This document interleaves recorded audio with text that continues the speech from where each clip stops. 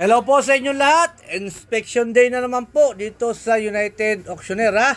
Eto inspection na naman po tayo. Eto po medyo mainit. Nagsombrelo muna tayo ng Huawei attire na sa sombrero ha. Ayan, medyo ito po yung mga truck na available dito sa United Auctioneer. First day po ng inspection ngayon at bigla na lang po tumawag sa akin si Mr. Romeo ng Isabela po ha. And then, hindi ko sukat akalain na ipo-pull out na rin pala niya yung kanyang forward na 10-wheeler na dump truck ha. Ito po, medyo inabutan ko na po sila, nandito na po sila ha. Tumawag sa akin si Sir Romeo. And then, ayan po, tini-inspection na po ng kanyang driver ha. Ang unit ni Sir para po ngayon po ipo-pull out na. Nasurpresa rin ako. Akala ko matatagal lang pa yung pag-pull out ng truck ni Sir dahil kailan lang, wala pang isang buwan lang mahigit at i-pull out na kagad ha. Ganun pala mamili si Sir ngayon ha. Medyo para lang nagsha-shopping si Sir ha.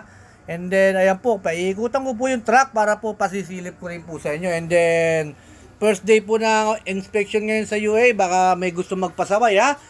Bukas mababalik na naman ako yung auction para naman mag-inspection ha.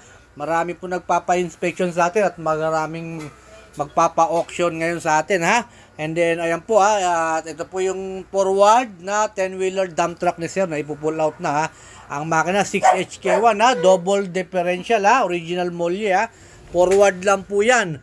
And then yung chassis po niyan, as po niya is paint na sa Japan ha, hindi po dito ang paint. Ito lang po yung kanyang original na paint sa Japan. Pero make sure po at magugustuhan talaga nila to. Gustong gusto po ni Sir itong truck na ito. Hindi ko akalain na ipo-pull out na rin po niya ngayon.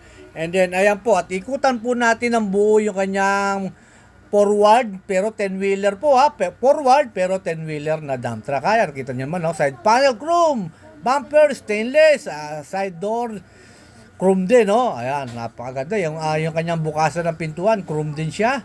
Ayan po, hindi, alloy rin po yan, pintura na lang po ha. And then, ayan po yung kanyang kanyang side na kanyang body po ng dump box. So, naka-chrome din po. Ang ganda. Kita nyo naman ha. Napakaganda ng truck. Pagdating po ng Isabela sa may Cagayan po ito ha. Sigurado si Sir lang meron nito doon. Sigurado ko, bihira kang makakakita ng ganitong truck na 10-wheeler. Pero forward lang siya ha. Splitter type din po ito ha. Bihirang-bihira po ang splitter type na ganito ha. Sa mga forward ha. Malimit sa mga forward, mga hindi naman splitter type ha. Ayan po, windbreaker na rin po. Pinadagdagan ng windbreaker ni Sir Romeo. Ayan po, kita naman si Sir, napakabait talaga ni Sir. Hindi talaga ako kinalimutan ha. At tinawagan pa niya ako na ipo-pull out niya na yung truck na ito kahit na pwede niya naman i-pull out nang wala ako ha.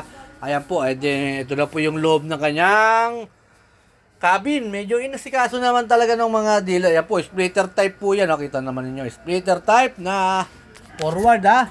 Napakaganda po ng truck ni Sir. Ako'y gandang-ganda sa truck ni Sir. Talaga namang hindi nilubayan ni Sir tong truck na ito ha. Medyo mura lang nabili ni Sir to ha.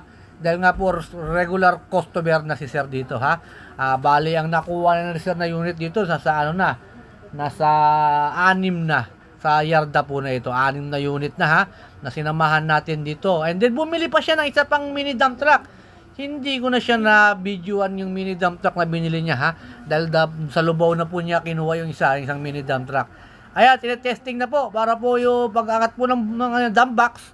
And then wala lang problema, tinetesting na po yung kanyang dump box. Pinatesting po natin. Kita naman niyo, napakaganda po ng truck ni Mr. Romeo ha. Kaya po, sa mga gusto pong magpasama at magpa-guide sa akin dito sa Subic, tawag-tawag na lang po kayo sa akin ha. At para mag-usap po tayo, masagot ko po lahat ng mga katanungan po ninyo.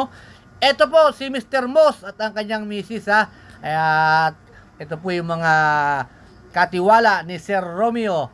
And then ito po yung kanyang batang-batang mekaniko ng Isabela. Ayan ha. Nagdala na ng mekaniko si Sir ha. And then ayun po yung truck nila ha. Medyo inaantay na lang po namin makompleto. And then siyempre picture taking naman and video naman sila Moss at ang kanyang misis ha. Pinatanggal muna natin yung kanyang face mask para naman ma-reveal yung mukha niya, makita ha. Ayan po, maraming salamat po sa inyo Sir Moss at ang kanyang misis ha. Pumayag sila na magpa-video sa atin. Ayan po, kita naman natin ang 10-wheeler na forward dump truck na 6HK1 po ang makina po nito ha. And then maraming salamat po. And then finally, pull out na po. Thank you very much sa inyong panonood ng Subic Truck TV. Please subscribe my YouTube channel po and Facebook page. Maraming salamat po. God bless to all. Thank you very much. More power to you.